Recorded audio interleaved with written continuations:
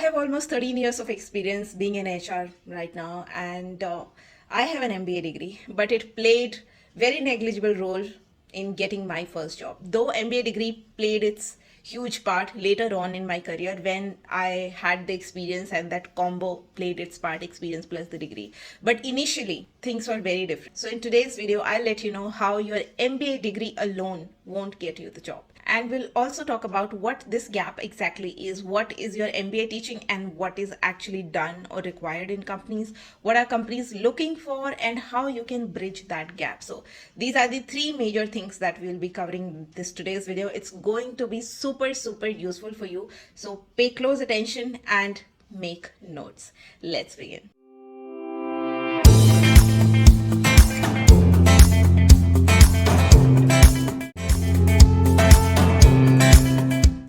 So let's first start with the gap. There is a big gap what you are taught and what is exactly done in HR job. So here on the screen, I am flashing the gap between the two things. It's a big gap, and here is what you are taught or what you were taught, and on the right hand side you'll see things what you'll actually do in companies. You are taught recruitment strategy, you learn definitions, frameworks and all of that stuff, but in actual recruitment you're supposed to know or do the Boolean search on LinkedIn, on Naukri.com, or every possible ATS, which is application tracking system for the screening. You're also supposed to do job description mapping, which is, I think, never taught in MBAs. At least it wasn't taught in my MBA, to be fair. So if that's also the case for you, so here you know why you're not getting the job. Then you learn about performance management system, all the frameworks associated with it. But in real job, you are supposed to create the KRA sheets, which are key responsibility area sheets for the employees.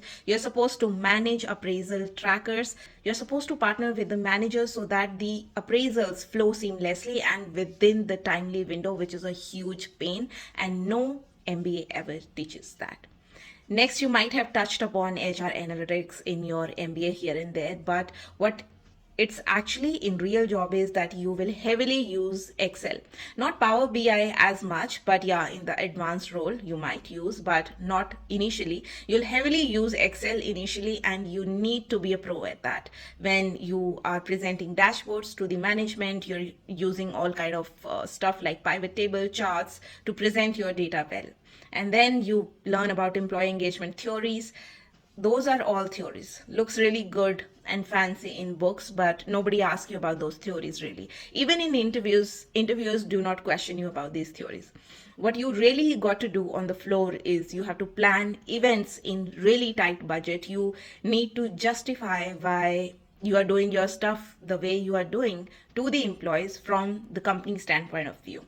Though I do not think MBA degrees do a good enough part on the labor laws, but on the floor it's really different. It's not only about knowing what is written in the law, it's about how you are drafting those warning letters, how you're designing your PIP letter, what action steps will you take when an angry employee who was put on PIP leaves the company and gets into a legal battle. How will you respond to those documents, those emails, how you'll issue those warning letters, how you will prep from the side of the company to battle that case. So that's what exactly is done on the floor.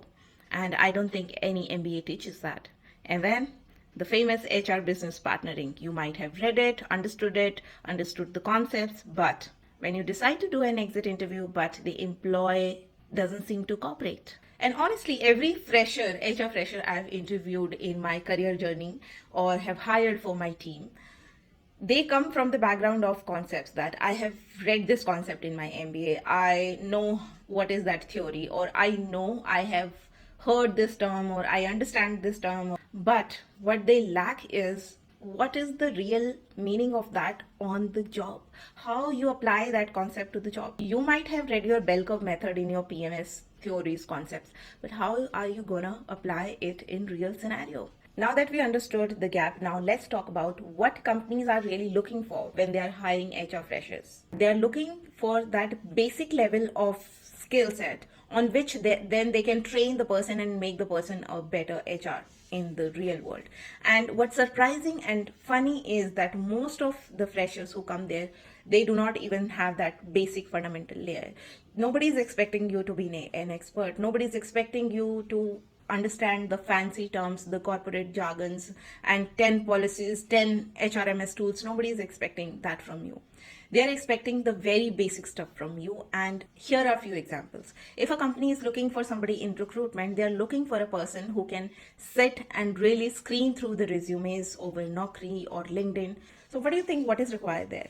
What is really required is that whether you can read a JD carefully, understand it from how much ever feasibility, you understand it, and then you try to find people who map with that kind of job description. I've seen so many companies who take a practical test of it, that they will make you sit in front of a computer and they will show you how to do the basic search, like very basic, and then they'll ask you to find few resumes from naukri.com as per the JD. And if you are able to find some 2-3 resumes which you feel are good in first 15 or 30 minutes, then you are evaluated basis that what's the quality of the resume that you got. Whether you have just looked for the terms, technical terms written in the job description, and you were searching through the resume that those terms are there, or you have actually understood the context and you have put in some effort to understand the profile, what the person looks like here. Do the person has the experience what they claim for? That you will understand only when you try to put in some effort, because everybody can copy paste the skill, but it's only when you see in depth, you see that the person has claimed that he and she has done this, but when you look at the summary of their projects that they have done or summary of their experience that they have done, you'll find that there is a huge gap. And that's how you really screen good resumes. Then the second thing the employees check is your communication skills with the employees. Whether you are too timid, you are coming across very scared, you are not confident enough, you are not able to articulate your thoughts, as in whatever you are trying to communicate, you are not able to communicate that well in the interview. If you are sounding like that, maybe you're nervous or maybe you're a little bit less confident because this is your first job. That happens with all of us and it's very normal. But if that is the case with you, you need to work on your skills. Otherwise, you'll not get shortlisted for a HR profile, which requires you to deal with people. Because when you're talking to employees, you cannot afford to be looking scared or looking less confident. Whatever you're dealing with, you have to be confident in that. Third thing that they look for is whether you have understanding of HRMS tools or not. Now, they are not looking for expertise in 10 HRMS tools, that you have experience or exposure in 10 HRMS tools. They are not looking for that. They are just looking whether you understand how a HRMS flows, basically, how the software, the tool flows. You can just pick one HRMS of your choice, be it Zoho People, be it Great HR, be it Keka, or be it Bamboo, or there are so many. You can pick any, because the UI might change, but the logic, the essence of that tool is same. So familiarize yourself with that, how the information is stored there, and just pick one and take a free demo of that software and you're good to go. They are not expecting you to be an expert on 10 different tools. No. Another thing that they check is the written communication, because that is very important for an HR. Since beginning, you'll be drafting emails, you'll be contacting employees through emails, you'll be contacting vendors, you'll be contacted many other people through emails. So the main thing here is that employers are not hiring you to learn HR. They're hiring you to solve problems. I'll repeat that. They are not hiring you to learn HR in their company. They are hiring you to solve problems. And if you could convince them or show them that you could solve even one problem, you're good to go. You'll be hired. But the biggest mistake that most of the freshers do is they present themselves as somebody who is trying to learn or who is here to learn. That's okay. I mean, learning is a good skill that you're willing to learn, you're willing to grow, all that is fine. But first and foremost, they have hired you to solve problems, to work on things so that their work can decrease and you can take part in that work. So you have to project yourself in an interview that you are ready to add value. You can start working from the day one. You are not here to first take 3 months of training and then you will think about how you can add value. And how you can present yourself like that in the interviews, you can do so by explaining how you have used your concepts, whatever you have read in your MBA, how you have used that concepts in real life, how you are able to apply those concepts in day-to-day life. It can be in your internship, it can be in your mock projects that you might have done. You have to literally show to the interviewer that you have acquired this skill set because of your MBA. It's not just a piece of paper or just certificate. Now let's move on to the most important part of this video, and that is how you can bridge this gap. Number one, be hands-on on HR tools. As I just mentioned in my previous point, that instead of just saying that, oh yeah, we have read about HRIS and HRMS in our MBA, tell them that you understand how the HRMS, how the data in HRMS flows, and you have taken the free demos. And do not just watch tutorials.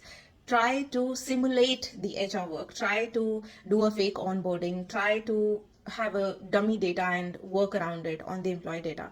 Try to do a mock appraisal, performance appraisal tracking, things like that, so that you feel how it is to be on hands-on. And once you start doing that, you'll have the confidence automatically, because now you know how it is done and you're not just relying on your theory.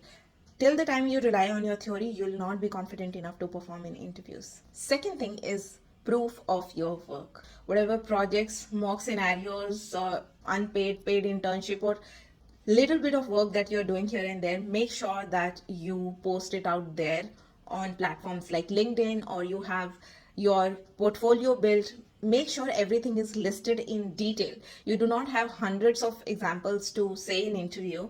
So it's very important that whatever little you have, 5 or 10 examples, that you have listed it somewhere. Maybe if not in your resume, then some simple Word document, PDF file, so that whenever there's a time to show your proof of work, you can just refer those documents. And I'll give you one example. If you are, say for example, you are taking free demo of Zoho, and you're trying to simulate some HR work there. So how you'll show your proof of work? What you have to do is, you can post your learning on LinkedIn. You can say something like, hey, I created an onboarding flow using Zoho people. Here is what I've learned as a fresher. And this single post can get you noticed by some recruiters faster than 200 applications that you would send with a generic HR resume. Number 3 is volunteer for real HR work. Be it unpaid internship, guys, because you need to experience what real business look like, how HR work in real companies. Even if it is a small company, say for example, you have a neighbor who has started their own business, and they have something like 8 or 9 people in the company, or even if it is not formally incorporated company, you go there and start doing that work and see how things flow, how things are done. And if you can get an unpaid internship in any other company similar to where you are trying to apply the job, wonderful. Just take that opportunity. Do not sit in frustration that I have done this MBA, I have the degree, I'm applying everywhere, but I'm not getting job anywhere.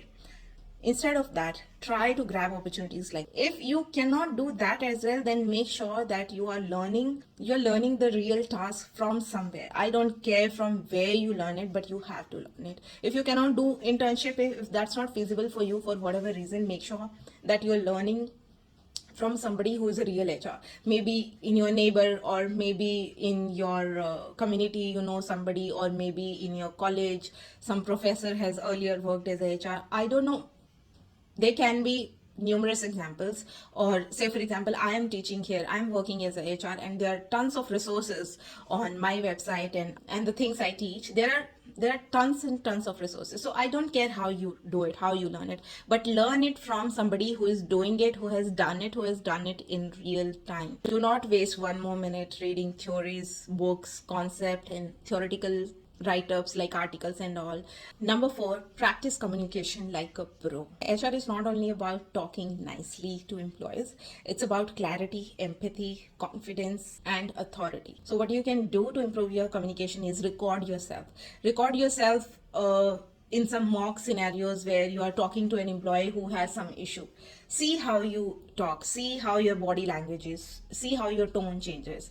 Once you start doing that, you will get so comfortable with that kind of communication that when there's an interview, there's almost 100% chance that you'll get shortlisted, because that vibe comes through experience, through practice. And because right now as a fresher you do not have any experience, you can have the practice. You must do the practice so that you get comfortable with that. If you see, I'll give you one example. You go back and see my initial videos, like very early on videos. Not on this channel, I don't think I have those kind of initial awkward videos on this channel because I started it really late. On my main channel, the Corporate Diaries, if you go back and watch some of my very initial videos, you'll see some kind of awkwardness with how I talk to the camera, because obviously it's not easy to talk to the camera as a human because it's just a dead object you're staring at, and to talk to camera like you're talking to a friend takes a while. It comes with practice. It comes after you have done it so many times. Same is the case for communication skills for interviews as well, or talking to employees as well. So do that practice for yourself and then see the difference. And then comes the recent addition, which is artificial intelligence. There are so many tools in the market. You can utilize them and can really practice using those tools in your day-to-day life. Now, how they will help you in your job if you use them in your day-to-day life. Say for example, GPT. If you're using chat GPT in your day-to-day life and you have got hang of it, you know how to get results from it, be it whatever results of your personal life. I'm not talking about something professional or something related to HR. In your day-to-day life, try to solve your day-to-day life's problems with ChatGPT. Once you get hang of that, it will be very easy for you to integrate that smartness in your job. You will be able to solve your HR problems from the day one if you have really good grasp on these technologies. So make sure that you make a good use of that and mention that in your skill set, that you're really good at that. So if you're counting on your MBA degree and you are thinking that once I have this degree, it will open 100 doors for me, so many opportunities will come by and I'll start working as an HR, that's not going to happen. Even people from premier institutes are not getting placements. So do not wait on your degree to get you the job. Start putting the effort, start getting the skill set that is required, that companies are hiring for, and then see the change. Because as I said, companies do not hire degrees. They hire for skill set, even for freshers. So if there is any skill that is really hard for you, you're struggling with it, you are not able to answer questions related to that in your interview, let me know those things in the comment section and I will make sure that I simplify it for you. So with that, we came to the end of this video. I really hope you derived some value out of today's conversation, and if you did, please make sure you let me know. And with that, I'm signing off. You keep on watching more content on the HR destination to be a successful HR, and I will see you in my next one. Till then, stay safe and healthy. Take care. Bye.